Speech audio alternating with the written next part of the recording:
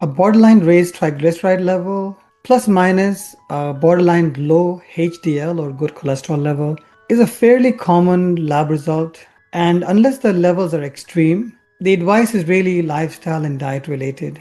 Now, some people would have a borderline raised triglyceride but a normal HDL, others would have a low HDL with a normal triglyceride. Regardless, the advice is similar, so in this video, I'll try to tackle both at the same time. For those people who have the whole picture, i.e. they have a borderline raised triglyceride as well as a low HDL, this is a common early indicator of something called insulin resistance. Now, I have a whole separate 10-minute video on triglycerides in which I explain through the use of diagrams exactly how insulin resistance develops. But the shortened version would be that your body is not processing energy, particularly carbohydrate energy, very well. Really, a true borderline raised triglyceride level can only be measured through a fasting blood test. So if you weren't fasting for at least 8 to 12 hours, it might be worthwhile to first repeat the levels before you make any major changes based upon the blood result. Essentially, when you consume food, your body should be able to extract the sugar energy and fat energy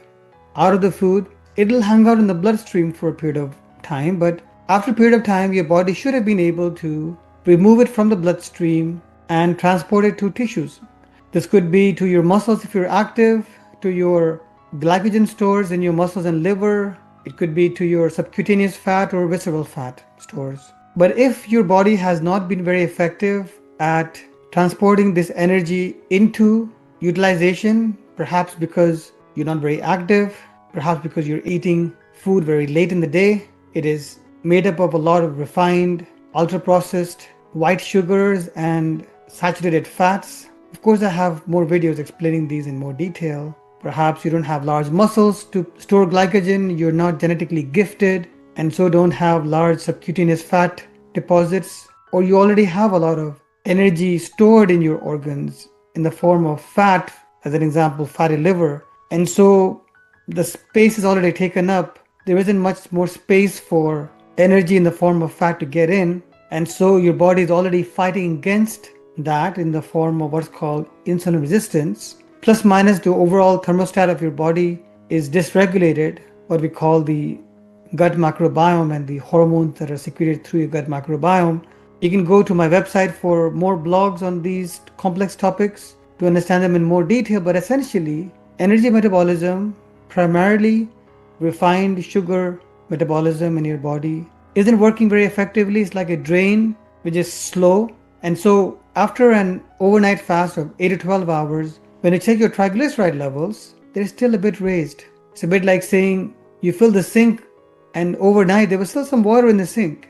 It hadn't completely cleared up. And there could be many reasons why that sink is slow. As I said, related to your activity levels, muscle mass, state of liver, state of gut microbiome. And there are many things you could do to make your insulin sensitivity better. You could watch my videos on diabetes and pre-diabetes, on exercise, but this could relate to a calorific deficit for weight loss. And this could be done through dietary changes, increased exercise, intermittent fasting, calorie tracking, particularly if you have increased belly fat or waist circumference. It could be done through increasing muscle mass to increase those glycogen stores, through certain supplements which can help reduce liver fat, such as omega-3 and fiber, or even probiotics to improve your gut microbiome. But essentially, a high triglyceride and low HDL level is an early warning sign that there may be some early signs of insulin resistance. And you may want to look at your other blood markers like HbA1c, which is your 3-month average sugar. Is it above 5.5? Or your fasting sugar levels? Or perhaps your liver enzyme levels or your chronic inflammatory levels like CRP. All these things can be connected. The way that HDL is connected to this is HDL is high density lipoprotein, which is essentially a cholesterol transport molecule for reverse cholesterol transport, which means this is a molecule which is involved in transporting fats from storage into burning. And so as you can expect, when your body needs to burn more fat, and that could be due to calorific deficit of any kind, that could be because of dietary changes, increased exercise, intermittent fasting, etc., weight loss due to any reason, your body will then need to recruit more HDL for fat burning. At that time, it then also looks for substrates to produce HDL, which include omega-3. So supplements which have been shown to increase HDL include higher doses of omega-3, fiber, etc. But there can be certain genetic conditions as well in which, due to the lack of certain lipoproteins, those clients cannot increase their HDL. So I wouldn't recommend that clients take supplements blindly. Make those lifestyle changes first. Consider supplementing omega-3 plus minus fiber if needed, particularly if you've been tracking your macros and calories and you are low in omega-3 intake and or fiber intake, and perhaps repeat a blood test in 3 to 6 months time. Only continue taking those supplements if it appears to have some beneficial impact on your blood markers. A lot of medications have been tried for high triglyceride and low HDL, and almost universally those medications, although they did reduce triglycerides such as fibrates, increase HDL such as high dose omega-3, hard endpoint data, meaning showing that those supplements had any significant reduction in hard endpoints like reducing major acute coronary events or death, is quite lacking, which suggests that a high triglyceride, particularly if it's only borderline or low HDL, may just be surrogate markers of essentially an unhealthy lifestyle or genetic predisposition to insulin resistance and metabolic disease, which may explain why lifestyle and dietary changes are more likely to reduce hard endpoints like heart disease or metabolic disease rather than supplementing and changing the number but not changing the lifestyle.